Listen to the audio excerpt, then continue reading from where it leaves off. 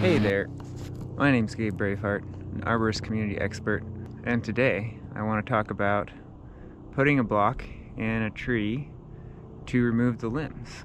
So first step, we're going to want to pick a good spot that's,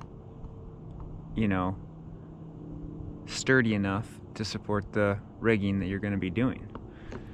And we want to consider where we want to drop the limbs, where we want the limbs to end up, and we want to consider where our climbing line is going to be interacting with the rigging rope.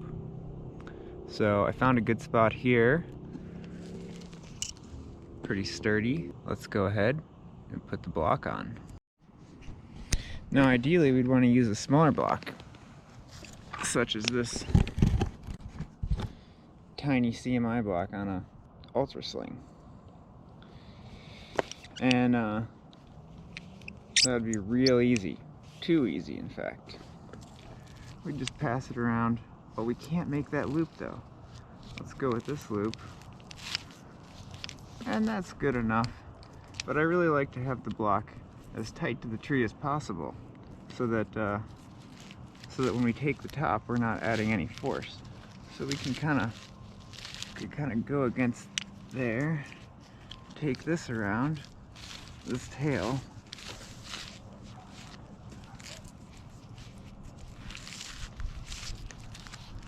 and kind of wrap it around, do sort of a cow hitch, like a halfway cow hitch, and that gets all the tail out of the way too,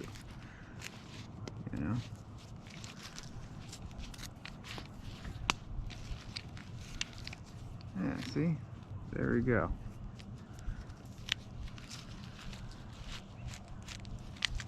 Nice and tight and sturdy. So now let's say for whatever reason you don't have an ultra sling and a small little block, and you have this monster block and this whoopee sling. Now it's as tight as it can go. We just got so much slack in it. It's just ridiculous. Totally ridiculous.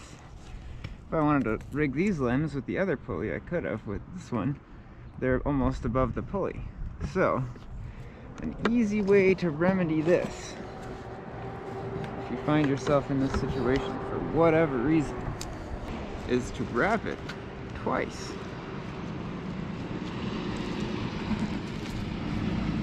Go under,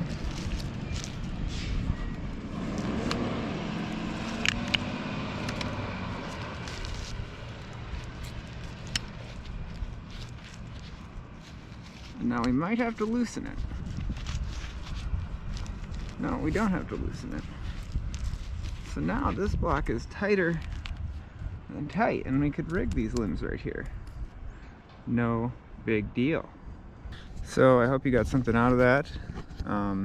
Remember, in rigging, it's nice to have the pulley as tight to the stem as possible, and choose good rigging points.